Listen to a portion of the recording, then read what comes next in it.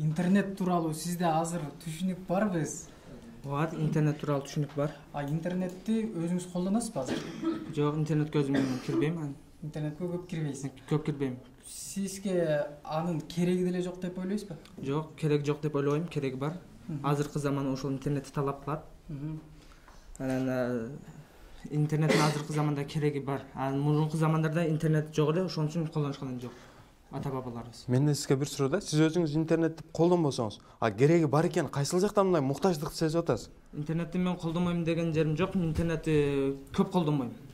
Аптасына бир жолу же эки жолу кирип коем. Жетиштүү эле болот. Аз эмеспи? Жок, аз эмес, жакшы эле болот. Кээ бир жаштар ушундай болот экен да, кээ бир жаштар түнү менен колдонот экен да, күндүз уктайт экен да. Анан убактыбыз жетпей атат дейт го. Андайлар өздөрү контролировать эте албайт да, өздөрүнчү. Өздөрүн башкара билишпейт. Тормозу кармай алган. Интернет өзү ошол зыян жактарын айтып кетчүсөк, ошол түндө свет өчкөн учурда ошол светти өзүнө жакын коюп алып отурат. Ал биринчиден көзүнө зыян.